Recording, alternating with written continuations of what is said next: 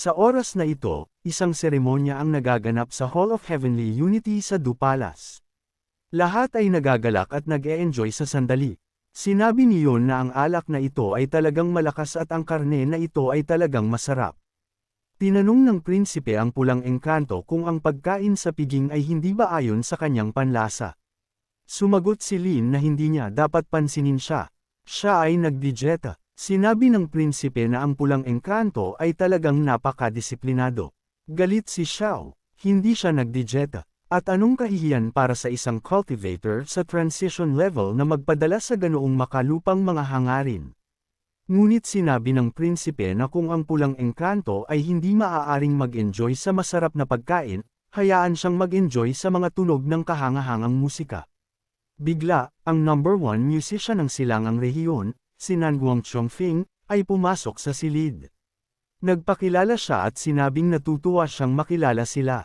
Sinabi ng prinsipe na ang lalaking ito ang unang musician ng silangang rehiyon. Ang kanyang musika ay hindi lamang maganda at melodic, ngunit naglalaman din ng malalim na philosophical na mga kahulugan. Para sa isang cultivator, ito ay isang malaking karanasan. Minsan nang marinig ng isang tumatandang master sa Yuan Yin level ang kanyang musika, nagawa niyang maabot ang Huashen level at mailigtas ang kanyang buhay at sinabi niya kay Master Nanguang na magsimula. Kinuha ng music hero ang kanyang instrumento at agad na nagsimulang tugtugin ito. Bigla, sinabi ni Nanguang sa prinsipe na kung ang ganoong sitwasyon ay lumitaw sa hinaharap, hindi na niya kailangang imbitahan siya. Hindi niya kayang mawala ang mukha sa pamamagitan ng pagkakita sa lahat na nakatulog sa mesa. Lumingon ang prinsipe kay Master Y at nagtanong kung ang musika na tinugtog ni Master Nanugan ay hindi ba siya nasiyahan. Sumagot si Lin na ito ay isang show performance, ngunit narinig ito ni Nang Wong at sinabi sa kanya na tumahimik. Pagkatapos ng lahat, siya ay isang bastos na tao na hindi nakakaintindi ng musika kahit kaunti. Nagalit si Yuan at hinugot ang kanyang tibak at sumigaw sa matandang lalaki. Paano siya nang ahas na insultuhan ang kanyang guro? At ang matandang lalaki ay pinili na ang landas patungo sa kanyang kamatayan. Nakita ng prinsipe na hindi lahat ay nangyayari tulad ng gusto niya at hiniling sa matatanda na kumalma. At sinabi niya kay Master Yan na ang karakter ni Master Nanguang ay ganoon na siya ay simpleng prangka at walang ibig sabihin na masama.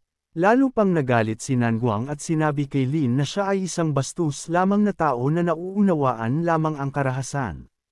At bakit siya nang ahas na sabihin na ang pagtugtog ng kanyang instrumento ay katamtaman? Natakot ang prinsipe sa sandaling ito at umaasa lamang na magagawang umalis ni Master Nanguang ng may dignidad. Tiningnan ni Yuan ang guro, ngunit inilipat ni Lin ang kanyang ulo sa gilid. Bigla, lumitaw ang sistema at sinabing inactivate ng Master ang isang opsyonal na gawain at kung uutusan niya si Nanugan na patayin sa galit, tatanggap siya ng 10 matataas na kalidad na spiritual crystals pagkatapos gawin iyon. Nagtaka si Lin kung talagang lumitaw ang isang opsyonal na gawain sa oras na ito. Sinabi niya na ang opsyon 1 ay tiyak na hindi angkop. Ang gantimpala ay masyadong maliit at makakasira ito sa kanyang reputasyon. Ngunit habang ang opsyon 2 ay hindi nagbibigay ng isang malakas na kasanayan, maaari itong tumulong kay Eika na umunlad. Kung makakagawa siya ng isa pang hakbang pasulong, gagawin siyang magmukhang mas kahanga-hanga. Naisip ni Lin iyon at nagtanong, ito ba ay pagtugtog lamang ng isang himig? Mayroon siyang mga kamay, kaya niya ring gawin iyon. Nagtanong si Nanguang sa kanya, paano siya nang ahas na sabihin iyon? Nag-aral siya ng musika mula sa mga dakilang master sa loob ng libu-libong taon, at hindi man lang niya naiintindihan ang halaga ng musika. Sumali rin ang prinsipe sa usapan at sinabing ang bawat propesyon ay nangangailangan ng sarili nitong master, at ang mga practitioners ay walang kitaliwasan. Kung ang lahat ay kasing simple ng pagkakaroon lamang ng mga kamay, walang mga master na matitira sa mundong ito. Sinusuportahan din siya ni Yuan at sumigaw na tama ang kanyang guro at ang pangunahing bagay ay magkaroon ng mga kamay. Sumigaw si Nan Kuang sa lalaki na kumilos. Ipahihiram niya sa kanya ang lute ni Fu Yaos upang tugtugin at makikita nila kung anong uri ng kamanghamanghang musika ang maaari niyang likhain, at kung maaari siyang tumugtog, maging ang isang baboy ay hindi aakyat sa isang puno. Sa isang diskarte na tulad ng sa kanya na alam lamang kung paano lumaban at pumatay, hindi niya naiintindihan ang anumang bagay tungkol sa sining ng pagtugtog ng lute. Tinanong ni Lin ang matandang lalaki kung maaari ba siyang magpigil ng kaunti. Talagang natatakot siya na maubusan ng pasensya ang iginagalang na way at magsisimula ng isang massacre sa lugar.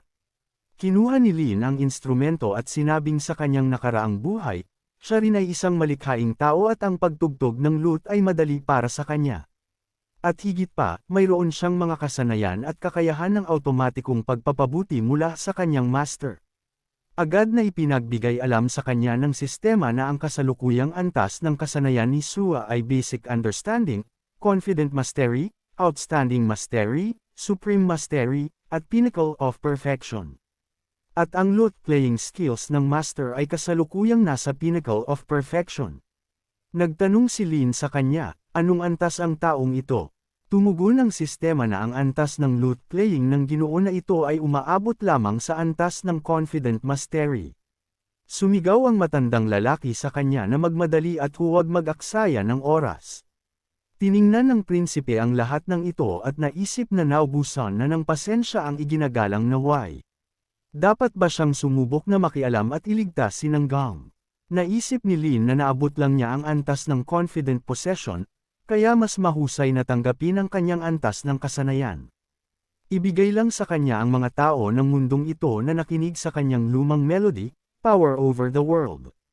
Inilagay lang ni Lin ang parehong mga kamay sa instrumento at nagsimulang tugtugin ito gamit ang kanyang enerhiya. Ang enerhiya ng mga alon ay napakabilis at mabagal na nagtaka si siya kung paano maaaring tugtugin ng kanyang guro ang ganoong kahangahangang melody. At ang mataas na antas na ito, kung ilalagay sa gitnang lugar, ang magiging pinakamataas na antas na walang sinuman ang mangangahas na makipagkompetensya dito. Nagulat si Nanoan nang marinig ang ganoong tunog at nagtanong kung paano ito posible. Sumigaw din si Yuan sa sandaling iyon na ang musika ay mahusay at bigla siyang nakaramdam ng hindi kapanipaniwala na lalim at kahulugan dito at nagdudulot ito ng isang bagyo ng mga emosyon sa kanya at pakiramdam niya ay malapit nang tumalon ang kanyang puso. Ngunit biglang nagsimulang tumugtog ng mas mabilis si Lin upang maramdaman ng lahat ang enerhiya. Hindi inaasahan ni Xiao ito at biglang naramdaman na itinaas niya ang kanyang antas. Sinabi ni Lin sa kanya na ito ang gitna ng Great Transition, ang late stage, ang peak, ang perfection. Bigla niyang napagtanto na isang hakbang na lang siya mula sa pag-abot sa transition state. Nahulog din si Yuan sa ilalim nito at sumigaw para sa mas maraming enerhiya dahil matagal na itong pinangarap ni Senior Lin. At may nagsabi na si Senior Lin ay bigla ring lumipat mula sa unification patungo sa Great Transition. Nakita ng prinsipe ang lahat ng ito gamit ang kanyang sariling mga mata at sinabing ang gitna ng transition state lumalabas na ang iginagalang na way ay hindi iginagalang. Siya ay isang maling immortal. Dumaan ang enerhiya sa bahay at narinig mula sa iba't ibang gilid ng lungsod. Nakita ito ng mga mandirigma at sinabing ang tunog ng musika na ito na maging ang kanyang mga sugat lumalabas na ganap na gumaling. Napakaganda nito. Sinabi din ng iba pang mga mandirigma na bigla silang pumasok sa isang estado ng spirit transformation. Ito ay isang himala, biniyayaan sila ng langit. Si Dao sa sandaling ito sa silangang rehiyon ng Kangho sa labas ng Kabisera Dao. Sinasabi ng nakatatanda na ang mga demonyo ay magdudulot ng isang bloodbath sa Do Empire ngayong gabi. Bigla, nakita nila ang isang maliwanag na ilaw at hiniling sa nakatatanda na tingnan din. Ano iyon? Ang tunog ay napakalakas na winasak sila. Ngunit nagawa ng mga halimaw na magtanong, ano yun? At hayaan ang dakilang hari na iligtas sila. Ngunit sino ang makakagawa nito? Hayaan siyang lumabas at huwag magtago at ang pagtatago ay hindi isang kasanayan. Sinabi ng mga halimaw sa hari na umurong agad dahil ang lalaki ay may malakas na tagapagtanggol. Agad silang sinabihan ng nakatatanda na hindi at tinanong kung sino ba talaga iyon.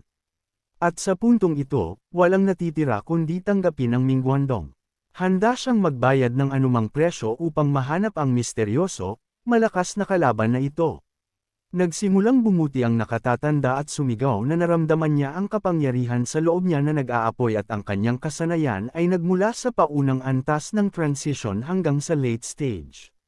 Hindi na siya maaaring maapektuhan ng musikang ito. Nag-evolve ang nakatatanda at nagsimulang sugurin ang lungsod mula sa malayo. Sumigaw siya sa kalaban na hindi mahalaga kung sino siya, mamamatay pa rin siya. Nagsimulang sumigaw ang nakatatanda na ang Royal City ng Dazhou ay malapit nang bumagsak pa rin. Ngunit patuloy na tinugtog ni Lin ang instrumento at inilabas ang kanyang light spirit. Paglabas sa puting ilaw, ganap na pinalibutan ng espiritu ang mundo at hinugot siya mula sa kadiliman at nagsimulang sumikat sa bahay. Sinabi ng mga tao na hindi pa sila nakakita ng ganoong bagay sa kanilang buhay. Hindi ba ito isang maalamat na kababalaghan kapag ang araw at buwan ay sumisikat ng sabay, ang dragon at phoenix ay umaawit ng magkasabay, at ang mga bituin ay kumikinang sa langit. At ito ay tunay na isang biyaya mula sa langit para sa Dazhou. Nakita ng halimaw ang lahat ng ito at nagtanong, ano ba talaga ang nangyayari sa Dazhou? Ngunit bigla, may sumalakay sa kanya at ang atake ay tumama sa kanya mismo sa likod. Wala siyang oras upang umilag bago niya naramdaman ang sakit. Nagtanong ang nakatatandang halimaw, sino ba talaga ang sumalakay? At kung mayroon siyang lakas ng loob ngayon, hayaan siyang lumabas. Ngunit nakita ng kaibigan ng nakatatanda na may isang tao sa bahay sa harap niya. At sinabi niya na ang sangkatauhan ay may malaking banta. Ngunit ang tunog ng enerhiya ay napakalakas na ang nakatatandang halimaw ay hindi man lang makapagpigil at dahan daw ang nawala sa apoy. Sa oras na ito, natapos na ni Lin ang pagtugtog ng kanyang melody. Nagtanong siya sa mga lalaki kung paano nila nagustuhan ang kanyang power over the world. Binati din ng sistema ang may-ari dahil tinalo niya ang Demon Army at bilang gantimpala makakatanggap siya ng Zinpan. 5 Elements of Spiritual Roots. Si Lin mismo ay nabigla at nagtanong, ano ito? Hindi ba nasira ang sistema habang tinutugtog ang kanyang melody? Kailan niya nagawang talunin ang Demon Army? Sumagot ang sistema na ang Demon Army na sumalakay kay Dao ay nasira lang ng mga tunog ng musika na tinugtog niya. Ang sistemang ito ay propesyonal at hayaan siyang huwag magduda dito. Tinanggap ni Lin ang lahat at sinabing napakaganda talaga nito at ang 5 Elements of Spiritual Roots ay magiging perpekto para sa kanyang teknik ng 5 Poles of the Great Cycle Destroying. Tumakbo siya sa guro at sinabing ang tunog ay mahusay at ang guro ay hindi kapanipaniwala. Sumagot si Lin na sinabi niya na ang pinakamahalagang bagay ay magkaroon ng mga kamay at sumasang-ayon si Nangang sa kanya. Tama. Nahulog si Nangang sa kanyang mga tuhod at sinabi sa nakatatanda na tama siya. Ito ay tunay na isang kahangahangang banal na melody. Hindi man lang niya napagtanto ang kanyang sariling kapangahasan nang hinatulan niya siya sa pagiging bastos at hindi alam ang theory ng musika at dapat siyang mamatay. Talagang dapat siya. Lumapit ang prinsipe at kinausap ang dakilang Master Nangang. Ngunit sinabi ng matandang lalaki na hindi, at hindi siya karapat-dapat na tawaging isang master. At ang nakatatanda, siya ang nararapat na karapat-dapat sa titulo ng master at siya ay isang clown lamang, isang tunay na clown. Bigla, lumabas ang sistema at sinabing binabati nito ang may-ari. Nakumpleto niya ang gawain at nakatanggap ng 10 bag ng first-class pet food. Lumapit ang prinsipe kay Master Y at nagtanong kung paano niya planong harapin ang maling immortal. Naintindihan ni Lin na dahil nakumpleto na ang gawain, hindi na siya mahalaga. At sinabi niya sa kanya na umurong at mag-aral ng husto. Tumakbo din si Yuan at sinabi sa guro na salamat sa kanyang musika, nagawa niyang makapasok sa estado ng Great Rebirth. Mukhang nagulat si Lin at sumang-ayon sa kanya sa lahat ng kanyang mga salita at kasiyahan at naintindihan niya na ang Great Migration ay nakarating na at ang isa na naging immortal ay tunay na hindi tulad ng iba. Gaano kabilis nilang nagawang lampasan ang yugtong ito? Sumigaw ang prinsipe na bilang ama ng emperador, gumawa siya ng isang hindi kapanipaniwala na pagtagumpay. Naisip niya na ito ay mahusay. Pagkatapos si Father Emperor ay naging isang void immortal at nakatanggap ng pagpapala ng state fortune, ang posisyon ng Great Zhou at Kongzhou ay magiging mas malakas pa.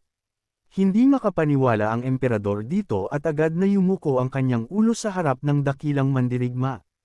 Sinabi ng emperador na sa ngalan ng lahat ng kanyang mga sakop, ang Great Zhou ay nagpasalamat sa Immortal Ling para sa pagganap ng banal na melody na nagdala ng mga pagpapala sa buong tao.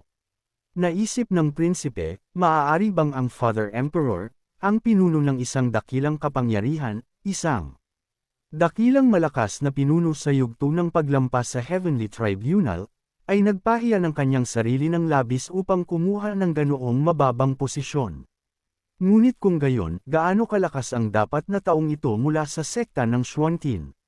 Sinabi ni Lin sa emperador na tumayo, dahil kung maaari niyang lampasan ang mga tribulations, ito ay magiging kanyang sariling tagumpay. Sinabi ng emperador kay Lin na nagbibiro siya dahil salamat sa kanyang banal na musical composition na ang national destiny ng Great Zhou ay umabot sa isang hindi pa naganap na pamumulaklak. Kinuha lamang niya ang pagkakataon at nagtagumpay ng may kahirapan. Sinabi ni Lin sa emperador na tila talagang nagpapasalamat siya sa kanya. Sumagot ang emperador na lahat ay gayon. Sa sandaling sinabi ni Lin ang salita, lahat ng nasa kapangyarihan ng Great Zhou, tiyak na gagawin nila ito sa bawat posibleng paraan at walang pag-aalinlangan. Ginamit ni Lin ang kanyang mga salita at tinanong ang emperador na dalhin siya upang makita ang family mausoleum. Hindi siya tinanggihan ng emperador at hiniling sa kanya na dumaan dahil ipapakita niya sa kanila ang daan. Pagpasok sa tunnel, sinabi ng emperador na sa katunayan, bukod sa mga burial treasures na maaaring interesado ang mga tomb robbers, walang partikular na kapansin-pansin sa family mausoleum. Like, comment, share, and subscribe naman dyan mga ito go. Maraming salamat po.